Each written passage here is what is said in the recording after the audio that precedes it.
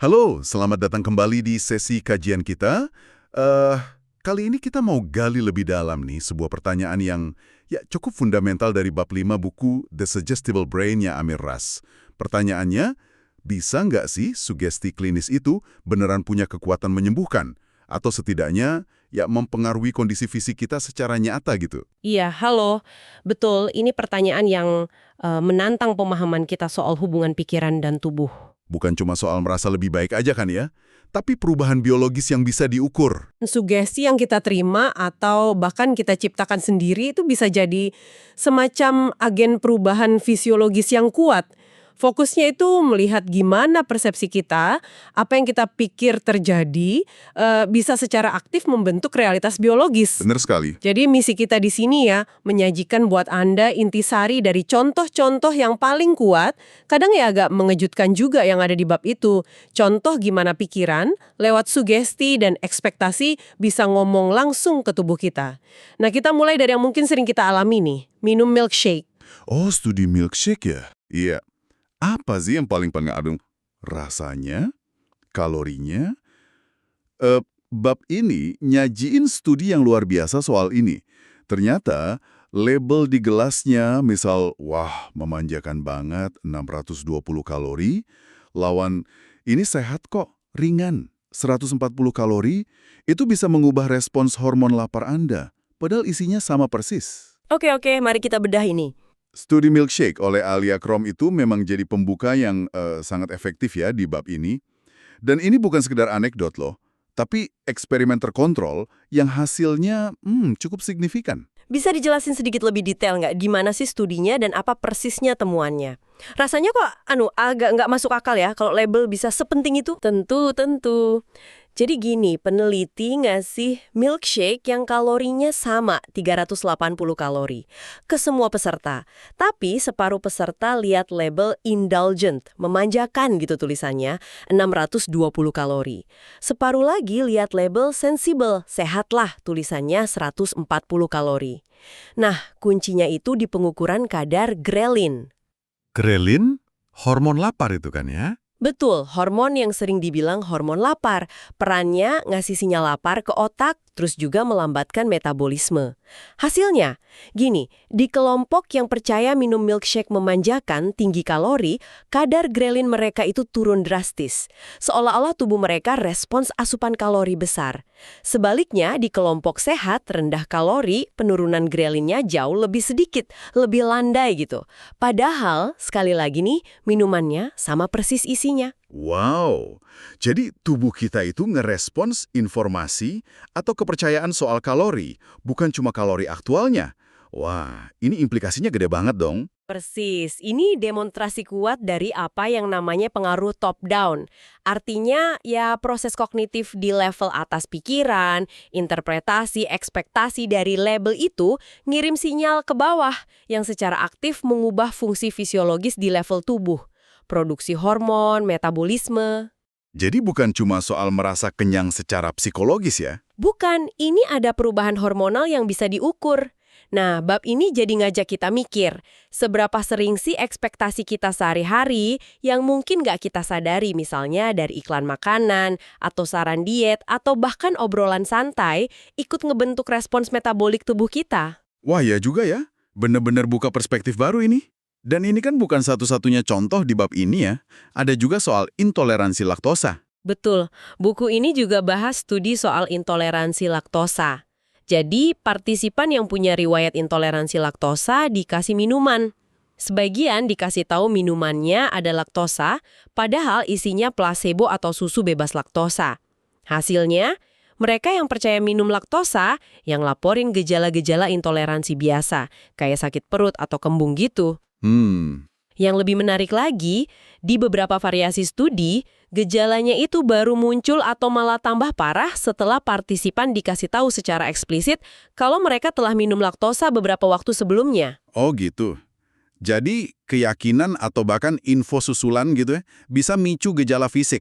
Wah, ini makin ngegasin ya betapa kuatnya pikiran. Ini nguatin gagasan kalau ekspektasi itu bisa jadi pemicu atau malah peredam respons fisik. Dalam konteks ini, apa yang kita pikir kita masukkan ke tubuh itu bisa jadi sama pentingnya atau mungkin malah lebih penting dalam memicu pengalaman gejala dibanding komposisi kimiawinya. Pikiran kita ngolah info, label, sugesti verbal, terus tubuh respons sesuai interpretasi itu. Ini nunjukin betapa plastisnya respons tubuh kita terhadap sinyal kognitif. Oke. Kalau gitu, gimana dengan kondisi yang kita anggap lebih keras ya? Atau murni biologis? Kita lihat contoh asma deh, yang dibahas di bab 5. Ada cerita lama tuh dari abad 19, Dr. Mackenzie sama pasiennya, Nyonya X, yang kena serangan asma cuma gara-gara lihat mawar palsu yang disugestiin asli. Ini cuma kasus ekstrim atau ada bukti modernnya juga? Cerita Nyonya X itu memang dramatis ya, dan sering dikutip jadi contoh klasik kekuatan sugesti. Tapi bab ini nggak berhenti di situ. Disebutin juga studi pilot yang lebih modern, lebih terkontrol, di Montreal Children's Hospital. Anak-anak dengan diagnosis asma ikut tes provokasi bronkial standar. Tes provokasi bronkial? Iya, jadi mereka diminta hirup zat namanya methacholine. Dosisnya dinaikin bertahap buat lihat seberapa reaktif saluran napasnya. Tapi, nah ini dia, dalam protokol studi ini, 2 dosis pertama yang mereka hirup itu sebenarnya placebo. Larutan garam biasa aja, nggak ada efek apa-apa. Terus, apa yang terjadi pas mereka hirup placebo itu? Hasilnya cukup mencolok. Sebagian besar anak-anak itu ngelaporin ngalamin gejala asma subjektif. Rasa sesak di dada, batuk, atau susah napas gitu. Mereka merasa kayak kena serangan asma. Tapi, pas peneliti ngukur fungsi paru-paru mereka secara objektif, pakai spirometri misalnya, ternyata nggak ada penyempitan saluran napas yang signifikan. Saluran napas mereka baik-baik aja secara fisik. Luar biasa. Jadi ada pemisahan ya antara apa yang dirasain, subjektif, sama apa yang sebenarnya terjadi di paru-paru, objektif. Ini artinya ekspektasi aja udah cukup memicu sensasi fisik gitu ya? Tepat sekali, ekspektasi bahwa mereka akan menghirup sesuatu yang memicu asma, apalagi dalam konteks tes medis, itu tampaknya cukup buat menghasilkan sensasi fisik yang mirip serangan asma, meskipun pemicu fisiknya nggak ada. Ini nunjukin potensi sugesti dan ekspektasi bahkan di kondisi pernapasan kompleks kayak asma, di mana kita seringnya fokus ke pemicu fisik atau alergen aja. Pengalaman subjektif penyakit itu nggak selalu 1:1 sama kondisi fisiologis objektifnya. Wah, ini ngebawa kita ke ranah lain yang menarik juga nih, kulit. Gimana dengan kutil? Itu kan penyebabnya virus ya? Apa sugesti bisa ngaruh di sini? Bab 5 bahas ini juga kan? Iya. Bab ini nyebut penelitian historis yang cukup terkenal oleh dokter kulit Bruno Bloch tahun 1927. Bloch ini pengen nguji kekuatan sugesti murni, dia bikin mesin palsu gitu, kelihatan rumit, dicat warna-warni, ada bunyi dengungannya, terus dipakai buat ngobatin kutil pasien. Sambil ngolesin pewarna biru metilen yang sebenarnya nggak ada efeknya ke kutil, pakai mesin itu, Bloch ngasih sugesti yang kuat banget kalau mesin ini bakal ngancurin kutil. Semacam placebo teatrikal gitu ya. Hasilnya gimana? Dilaporin tingkat keberhasilannya lumayan tinggi buat ukuran waktu itu. Lebih dari separuh pasien kutilnya sembuh dalam sebulan di area yang diobati. Yang menarik, Bloch juga ngeklaim kalau pada pasien yang lebih terdidik, dia kadang jelasin kalau ini cuma sugesti. Dan itu kayaknya nggak ngurangin efektivitasnya. Ini agak mirip konsep placebo label terbuka ya, yang baru-baru ini mulai diteliti lebih serius. Ada penelitian yang lebih baru nggak yang dukung ini? Bab ini juga nyebut penelitian oleh Nicholas Panos dan rekan-rekannya. Mereka bandingin beberapa pendekatan buat ngilangin kutil, hipnosis, terus placebo yang mirip mesin Bloch tadi, jadi sugesti tanpa hipnosis formal, sama perawatan standar waktu itu pakai asam salisilat. Hasilnya, di studi mereka, kelompok hipnosis nunjukin tingkat penyembuhan kutil paling tinggi dibanding kelompok lain. Ini jadi nimbulin pertanyaan ya. Kalau ada bukti, bahkan dari dulu, bahwa intervensi psikologis kayak sugesti atau hipnosis bisa efektif buat kondisi macam kutil, kenapa praktik ini nggak lebih umum direkomendasiin sama dokter kulit sekarang? Apa kata buku ini soal keengganan itu? Buku ini nyentuh beberapa kemungkinan faktor sih. Pertama ya standar. Bukti ilmiah sekarang kan tinggi banget ya. Banyak studi lama mungkin nggak memenuhi kriteria metodologis yang ketat. Sampel kecil, kontrol kurang memadai, blinding nggak sempurna gitu. Kedua, mungkin ada kekhawatiran soal regulasi atau potensi tuntutan malapraktek kalau pakai metode yang dianggap nggak standar. Masuk akal. Ketiga, ada kecenderungan juga dalam pendidikan dan praktik medis modern yang lebih nekenin intervensi farmakologis atau prosedural, yang biologis gitu, daripada pendekatan psikologis. Tapi fenomena ini juga buka pintu ke pemahaman soal interaksi otak kekebalan, brain immunity. Gagasan bahwa kondisi mental kita, stres atau relaksasi karena sugesti misalnya, bisa ngaruh ke fungsi sistem imun, yang akhirnya bisa berdampak ke kondisi kulit kayak kutil yang kan melibatkan respons imun ke virus. Ini area yang kompleks dan masih terus berkembang. Kayak diabetes tipe 2.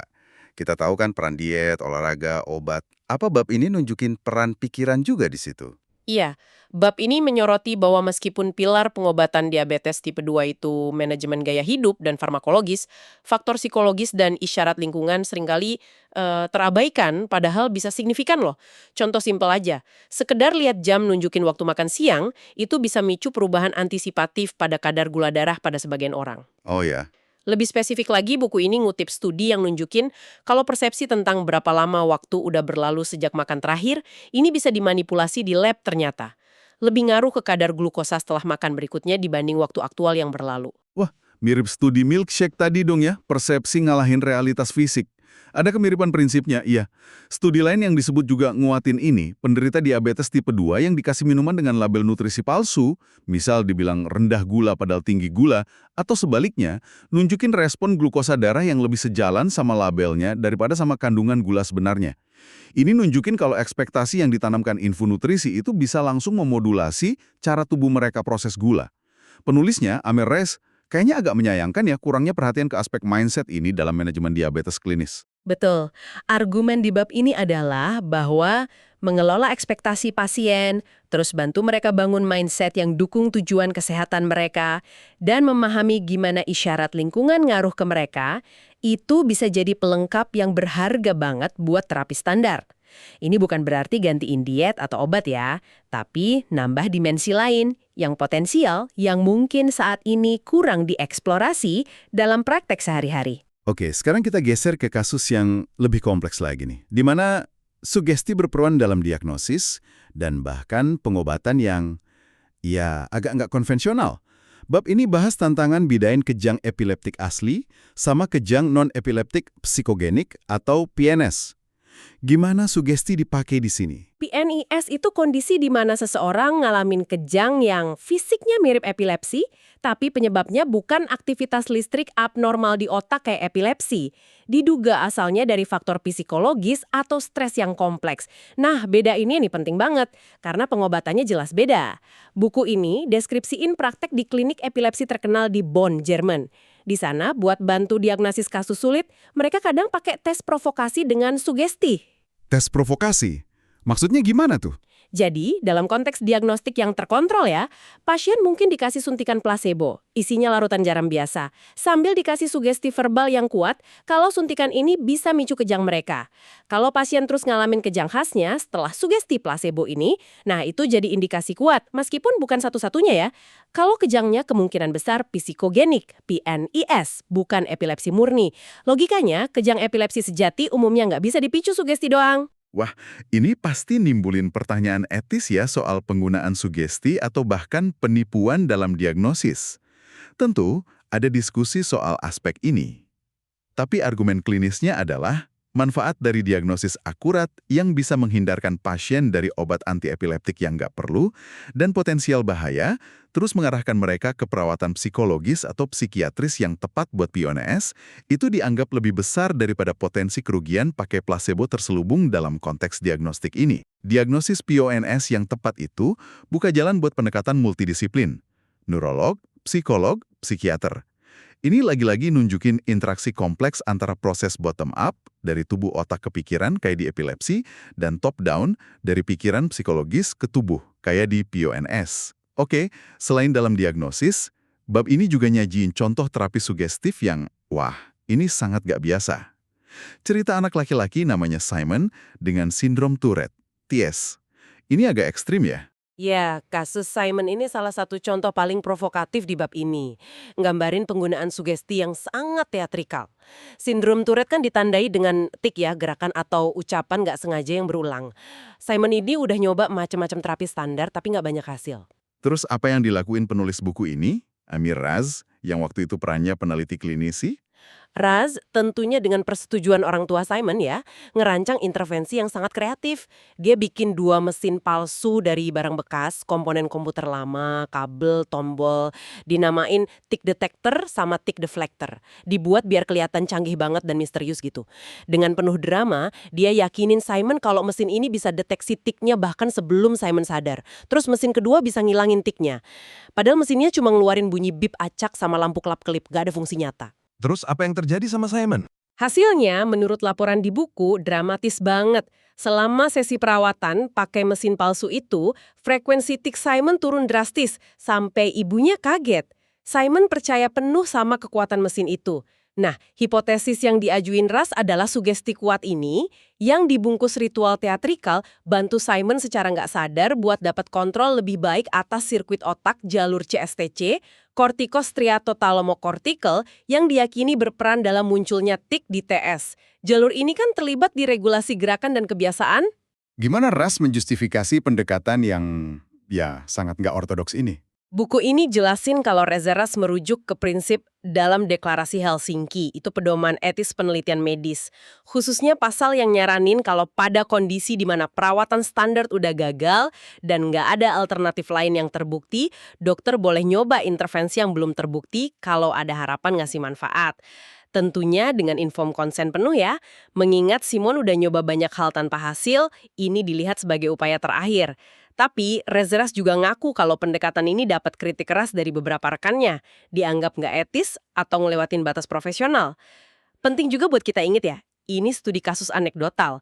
Kekuatan sugesti yang dibungkus narasi emang bisa kuat banget di kasus individu, tapi ini beda sama bukti dari uji klinis terkontrol acak skala besar.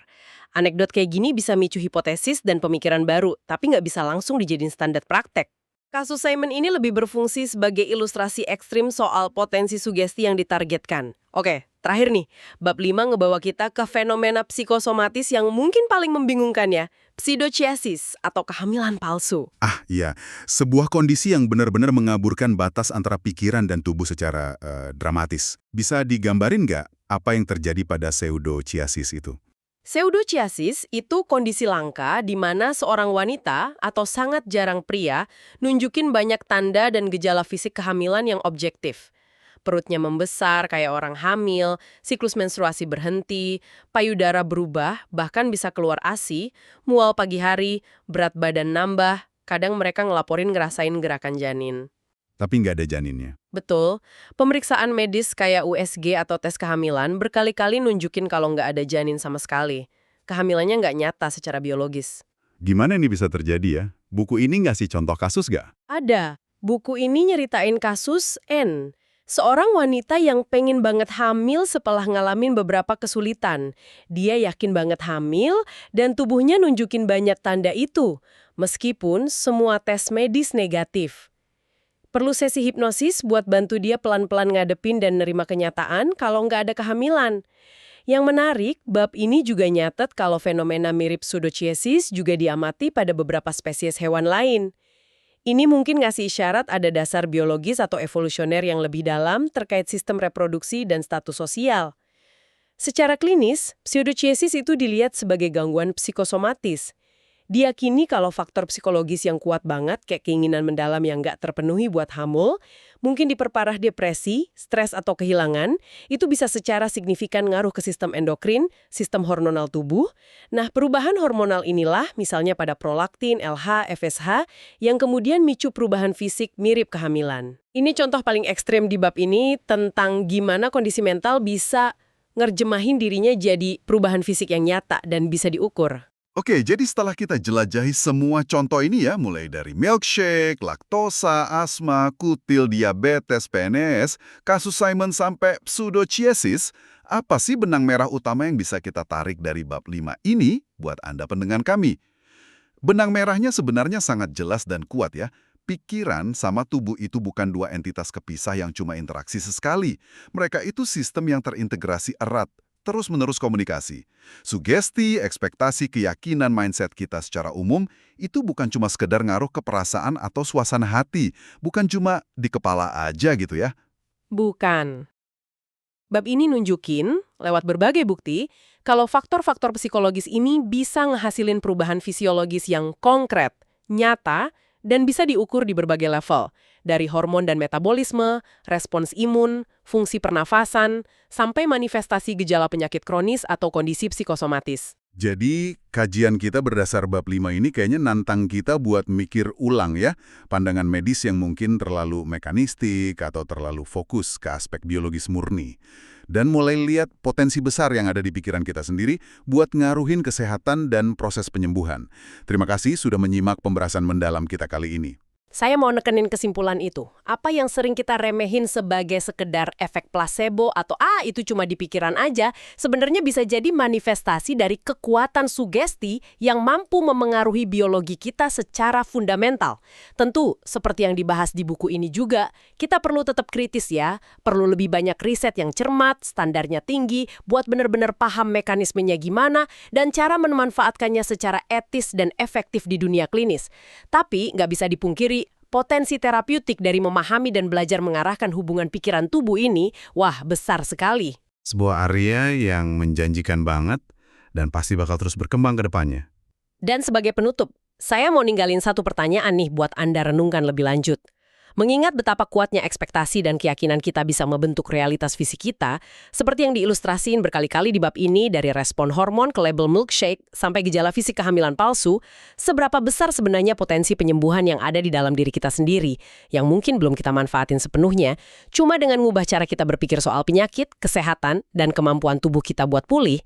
Mungkinkah narasi yang kita bangun dan ceritain ke diri sendiri soal kondisi tubuh kita, itu sebenarnya salah satu alat terapeutik paling kuat yang kita punya? Tapi sering terabaikan?